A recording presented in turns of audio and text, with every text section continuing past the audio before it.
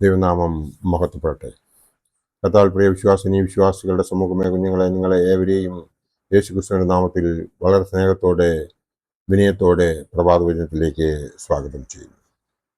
ഇന്നത്തെ ദിവസം 28 മാർച്ച് 2026, ഈ മാസത്തെ 28ാമത്തെ ദിവസം, ഈ വർഷത്തിലെ 87ാമത്തെ ദിവസമാണ്. വലിയ നോമ്പിലെ 42ാമത്തെ ദിവസമാണ്. ഇന്ന് 458ാമത്തെ എപ്പിസോഡ് ഇടുവാൻ ദൈവത്തിൽ ശരണപ്പെടുന്നു.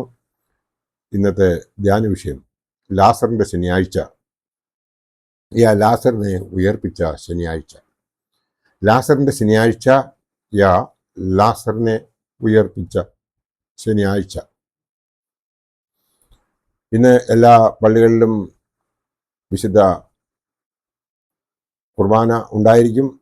അതിൽ എവൻഗലിയോൻ മേശയിൽ വായിക്കാൻ പോകുന്നതായ വേദഭാഗം യോഹന്നാൻ ശ്ലീഹായുടെ രക്ഷാസുവിശേഷം 11-ാം അധ്യായം 14 മുതൽ 46 വരെയുള്ള വേദഭാഗം ആണ്. ബേഥാന്യ ഒലിവുമലയുടെ കിഴക്കേ ചരിവിൽ യെരുശലേമിന് 2 മൈൽ ദൂരെയായി സ്ഥിതി ചെയ്യുന്നു. ബേഥാന്യയിലെ ലാസറും സഹോദരിമാരായ മാർത്തയും മറിയയും യേശുവിനെ പ്രിയമുള്ളവരായിരുന്നു. ലാസറിന്റെ മരണത്തിൽ വിലപിക്കുന്നവരായി ധാരാളം ആളുകൾ ഉണ്ടായിരുന്നതിനാലും മറിയ യേശുവിന്റെ പാദത്തിൽ വിലയേറിയ സുഗന്ധതൈലം പൂശിയതിനാലും ലാസറിന്റെ കുടുംബം സമ്പന്നമായിരുന്നതായി കരുതപ്പെടുന്നു. യേശുവിന്റെ അസാന്നിധ്യത്തിൽ ലാസർ മരിച്ച് അടക്കപ്പെട്ടു. എന്നാൽ യേശു പറഞ്ഞു, ഈ ദിനം മരണത്തിനായിട്ടല്ല, മനുഷ്യപുത്രന്റെ മഹത്വത്തിനായിട്ട് ആണ് ഇത് സംഭവിച്ചിരിക്കുന്നത് എന്ന് പറഞ്ഞു. ലാസർ മരിച്ചുപോയി, ഞാൻ അവിടെ ഇല്ലാഞ്ഞത് കൊണ്ട് നിങ്ങളെ വിചാരിച്ച് സന്തോഷിക്കുന്നു, നിങ്ങൾ വിശ്വസിപ്പാൻ ഇടയാകുമല്ലോ എന്ന് യോഹന്നാൻ ശ്ലീഹായുടെ രക്ഷാസുവിശേഷം 11-ാം അധ്യായം 15 പറയുന്നുണ്ട്. ദൈവീക പദ്ധതിയിൽ പല കാര്യങ്ങളും നിശ്ചിത സമയത്ത് സംഭവിക്കുന്നു. അതിനാൽ ദൈവം പ്രവർത്തിക്കുന്ന സമയത്തിനായി ക്ഷമയോടെ കാത്തിരിക്കണം. ലാസറിന്റെ ഭവനത്തിലേക്ക് പോകാനൊരുങ്ങുന്ന സമയത്ത് വിശുദ്ധ തോമാസ് ശ്ലീഹ സഹശിഷ്യന്മാരോട് അവനോടുകൂടെ മരിക്കേണ്ടതിന് നാമും എന്ന് പറയുന്ന ഒരു വേദഭാഗം ഇവിടെ നമുക്ക് കാണാം. അത് തോമാസ് ശ്ലീഹായുടെ തന്നെ രക്തസാക്ഷിത്വത്തിന്റെ ഒരു പ്രവചനവും ക്രിസ്തുവിനെ അനുഗമിക്കുന്നവർ മരണം വരിക്കുന്ന പാത തിരഞ്ഞെടുക്കുന്നതിനെയും സൂചിപ്പിക്കുന്നുവെന്ന് നമുക്ക് ഏവർക്കും മനസ്സിലാകും. ലാസറിന്റെ ഭവനത്തിലെത്തിയ യേശുവിനോട് മാർത്തയും മറിയയും പറയുന്ന കാര്യം ഒന്ന് തന്നെയാണ്. കർത്താവേ, നീ ഇവിടെ ഉണ്ടായിരുന്നുവെങ്കിൽ എൻ്റെ സഹോദരൻ മരിക്കയില്ലായിരുന്നു. ഇപ്പോഴും നീ ദൈവത്തോടെ എന്താ അപേക്ഷിച്ചാലും ദൈവം നിനക്ക് തരുമെന്ന് ഞാൻ അറിയുന്നു എന്ന് മാർത്ത പറയുന്നു. എന്നാൽ മാർത്തയ്ക്ക് അന്ത്യവിധിയുടെ നാളിലുള്ള ഉയർത്തെഴുന്നേൽപ്പിനെ കുറിച്ച് പ്രത്യാശ ഉണ്ടായിരുന്നുവെങ്കിലും മരിച്ച് 4-ാം നാൾ ഉയർപ്പിക്കുമെന്ന് വിശ്വാസമില്ലായിരുന്നു. അതുകൊണ്ടാണ് മാർത്ത പറയുന്നു, കർത്താവേ, നാറ്റം വെച്ച് തുടങ്ങി 4-ാം ദിവസമായല്ലോ, ദൈവത്തിന് അസാധ്യമായതൊന്നുമില്ല എന്ന വസ്തുത പലപ്പോഴും വിസ്മരിക്കപ്പെടുന്നുണ്ട് എന്നത് ഒരു പരമാർത്ഥമാണ് എന്ന്. ലാസറെ പുറത്തു വരിക എന്ന ആഹ്വാനത്താൽ ലാസറിനെ ജീവനുള്ളവനായി അവരുടെ മുമ്പിൽ നിർത്തി. യോഹന്നാൻ ശ്ലീഹായുടെ രക്ഷാസുവിശേഷം 11-ാം അധ്യായം 43-ാം വാക്യം. 4 ദിവസമായല്ലോ എന്ന പരാമർശം രാബിമാരുടെ ഒരു അഭിപ്രായത്തെയാണ് സൂചിപ്പിക്കുന്നത്. ആത്മാവ് വേർപെട്ട ശരീരത്തിന് സമീപം തങ്ങുന്നുവെന്നും 4-ാം ദിവസമായാൽ ആത്മാവ് ശരീരത്തോട് ചേർന്ന് ജീവനിലേക്ക് വരുമെന്ന പ്രതീക്ഷയില്ല എന്നാണ് ഈ പ്രയോഗം അർത്ഥമാക്കുന്നത്. ലാസറിനെ ഉയർപ്പിക്കുന്ന പല ചിത്രത്തിലും സമീപം നിൽക്കുന്നവർ ദുർഗന്ധം കൊണ്ട് മൂക്ക് പൊത്തിയിരിക്കുന്നതായി നമുക്ക് കാണുകയും ചെയ്യാം. ലാസറിന്റെ ശനിയാഴ്ച സന്ധ്യയിലെ പ്രമ്യോനിൽ ലാസറിനെ മരിച്ചതിന്റെ 4-ാം നാളിൽ തന്നെ അധികാരത്താൽ ഉറക്കെ വിളിച്ച് എഴുന്നേൽപ്പിച്ച പ്രകാരം അന്ത്യനാളിൽ ആദാമിന്റെ മക്കളെയെല്ലാം തന്റെ ജീവനുള്ള ശബ്ദത്താൽ വിളിച്ചുയർപ്പിക്കുമെന്ന് കാണിച്ചവനായ തനിക്ക് സ്തുതി എന്നും, ലാസറിന്റെ കബറിനെ പറ്റി അവൻ എവിടെ വെക്കപ്പെട്ടിരിക്കുന്നുവെന്ന് നീ ചോദിച്ചത് ആദാമേ നീ എവിടെയാകുന്നുവെന്ന് ചോദിച്ചതിനെ പുതുതായി ഓർപ്പിക്കുകയായിരുന്നുവെന്നും സദറായിൽ ധ്യാനിക്കുന്നു. നിദ്ര പ്രാപിച്ചവരെല്ലാം ഒരു നാൾ ഉയർത്തെഴുന്നേൽക്കുമെന്ന് യെഹെസ്കേൽ പ്രവാചകൻ പറഞ്ഞിരുന്നു. അതായത് യെഹെസ്കേൽ 37-1 മുതൽ 13 വരെയുള്ള ഭാഗം. ജീവിച്ചിരുന്നു എന്നിൽ വിശ്വസിക്കുന്നവർ ആരും ഒരു നാളും മരിക്കയില്ല, ഇത് നീ വിശ്വസിക്കുന്നുവോ എന്ന് യേശു മാർത്തയോട് ചോദിച്ചതായി യോഹന്നാൻ ശ്ലീഹായുടെ രക്ഷാസുവിശേഷം 11-ാം അധ്യായം 26 പറയുന്നുണ്ട്. ഈ ചോദ്യം മാർത്തയോട് മാത്രമുള്ളതല്ല, പ്രത്യുത ഓരോ വിശ്വാസിയോടും ഉള്ള ചോദ്യമാണ്.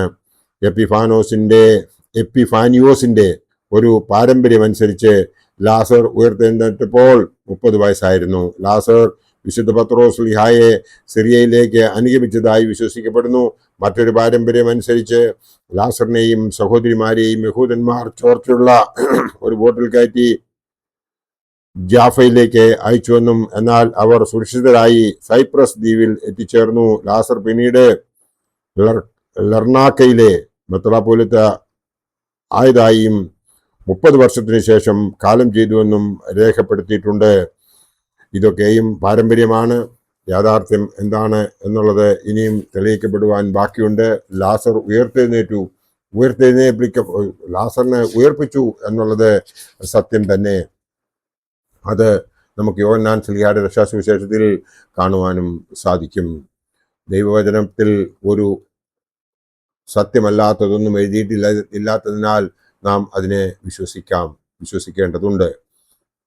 ഈ വലിയ നോമ്പിന്റെ ഈ 42-ാമത്തെ ദിവസം നാം ഓരോരുത്തരും നമ്മെ തന്നെ ഒന്ന് ശോധന ചെയ്യുന്നത് വളരെ നല്ലതായിരിക്കുമെന്ന് മാത്രമേ അവസരത്തിൽ ഞാൻ ഓർപ്പിക്കുവാൻ ആഗ്രഹിക്കുന്നത്. കാരണം കഴിഞ്ഞ 42 ദിവസം കൊണ്ട് നമുക്ക് ഒന്നും തന്നെ തിരുത്തുവാൻ സാധിച്ചിട്ടില്ല എങ്കിൽ നാം എന്തിനാണ് ഈ ലോകത്തിൽ, ഈ ശാശ്വതമല്ലാത്ത ലോകത്തിൽ ഇങ്ങനെ താൽക്കാലിക സുഖത്തിന് വേണ്ടി മാത്രം ജീവിക്കുന്നത് എന്നൊന്ന് ചിന്തിച്ചു കഴിഞ്ഞാൽ നമ്മുടെ നിത്യതയിലുള്ള നല്ല ജീവിതത്തിന് വേണ്ടിയിട്ട് നമുക്ക് ഓരോരുത്തർക്കും ചെയ്യാൻ സാധിക്കുന്നതായ ആ നല്ല കാര്യങ്ങൾ ഇവിടെ വെച്ച് നാം അതിനെ തയ്യാറാകുകയാണ് വേണ്ടത്. നാം എങ്ങനെയാണ് തയ്യാറാകേണ്ടതെന്ന് നമ്മുടെ പിതാക്കന്മാർ നമ്മെ ഉപദേശിച്ചിട്ടുണ്ട്. ഒന്നാമതായി നാം ഇടപെടാതെ പ്രാർത്ഥിക്കുകയും, രണ്ടാമതായി എല്ലാറ്റിനും സ്തോത്രം ചെയ്യുകയും സൽപ്രവൃത്തികൾ ചെയ്തുകൊണ്ടിരിക്കുകയും ചെയ്താൽ ദൈവം നമ്മളെ എല്ലാവരെയും അനുഗ്രഹിക്കും. നമുക്ക് സ്വർഗത്തിൽ ഒരു അവകാശമുണ്ടാകും. അങ്ങനെ അവകാശമുണ്ടാക്കി കഴിഞ്ഞാൽ നമ്മളെ ഏത് സമയത്തും നമ്മുടെ കർത്താവായ യേശു ക്രിസ്തു അവനിലേക്ക് ആകർഷിച്ചാൽ, അതായത് അവൻ നമ്മളെ ഇവിടെ നിന്നും മാറ്റിയാൽ നാം അവൻ്റെ അടുത്ത് ചെല്ലുമെന്നുള്ള ഉറച്ച വിശ്വാസമുണ്ടെങ്കിൽ നമുക്കൊരിക്കലും പേടിക്കേണ്ടതായ ആവശ്യമില്ല. ജീവന്റെ പുസ്തകത്തിൽ നമ്മുടെ പേരെഴുതി കാണണമെന്നുണ്ടെങ്കിൽ നാം ഓരോരുത്തരും ചെയ്യേണ്ടത് ദൈവത്തിൻ്റെ ഹിതമനുസരിച്ചുള്ള ജീവിതമാണ് ജീവിക്കേണ്ടത്. അങ്ങനെ ദൈവത്തിൻ്റെ ഹിതമനുസരിച്ച് നാം ജീവിക്കുന്നുവെങ്കിൽ നാം ദൈവത്തിൻ്റെ മക്കളായി തീരുകയും അവൻ നമ്മൾക്ക് ഈ ലോകത്തിൽ നേരത്തെ അനുവദിച്ചിട്ടുള്ളതായ മുഴുവൻ ആയുസ്സും ജീവിച്ച് അവൻ്റെ അടുക്കിലേക്ക് നമുക്ക് ചെല്ലുകയും ചെയ്യാൻ സാധിക്കും. മോശ എഴുതിയ സങ്കീർത്തനം നാം വായിക്കുമ്പോൾ അതിൽ 70 ഏറെയായാൽ 80 മാത്രം എന്ന് പറയുന്ന ആ വേദഭാഗം 80 വയസ്സ് വരെയെങ്കിലും ജീവിച്ചിരിക്കുന്ന ഒരാൾ ദൈവഹിതമനുസരിച്ച് അവൻ്റെ മുഴുവൻ ആയുസ്സും ജീവിച്ചു എന്നുള്ളതാണ്. അതിൽ അധികം എത്ര പേർ ജീവിക്കുന്നുവോ അവർ ഭാഗ്യമുള്ളവരാണ്. എന്നാൽ ദൈവത്തിൽ ആശ്രയിച്ച് ജീവിക്കുന്നില്ല എങ്കിൽ ഈ ലോകത്തിലെ കഷ്ടതകളും അനുഭവിച്ചതിന് ശേഷം മാത്രമേ അവർ ഈ ലോകത്തിൽ നിന്നും പോയി പോവുകയുള്ളൂ എന്നും നാം മനസ്സിലാക്കേണ്ടതുണ്ട്. ആയതിനാൽ നമുക്കേവർക്കും ഈ നോമ്പ് ഒരു ആത്മീയ തീർത്ഥാടനമായി സ്വീകരിച്ചുകൊണ്ട് നമ്മുടെ ആ ഉയർപ്പ് നാളിൽ സന്തോഷിക്കത്തക്കവണ്ണം, കർത്താവേ, ഈ നോമ്പ് എനിക്ക് അനുഗ്രഹപ്രദമായി, എനിക്ക് എന്നെ തന്നെ തിരുത്തുവാൻ സാധിച്ചു എന്നുള്ള ഒരു തീരുമാനത്തോടു കൂടി നാം ആ നോമ്പിന് ശേഷം, അതായത് ഉയർപ്പിന് ശേഷമുള്ള ദിവസങ്ങൾ മുമ്പോട്ട് സന്തോഷത്തോടുകൂടി ജീവിക്കുന്നുവെങ്കിൽ, ദൈവത്തെ അറിഞ്ഞ് ജീവിക്കുന്നുവെങ്കിൽ നമ്മളെ എല്ലാവരെയും ദൈവം അനുഗ്രഹിക്കുമെന്ന് മാത്രം ഈ അവസരത്തിൽ ഈ നോമ്പ് സമയത്ത് നിങ്ങളെ ഓർപ്പിച്ചുകൊണ്ട് ഞാൻ എൻ്റെ വാക്കുകളിൽ നിന്നും വിരമിക്കട്ടെ. ദൈവം നമ്മളെ എല്ലാവരെയും അനുഗ്രഹിക്കട്ടെ. നന്ദി, നമസ്കാരം.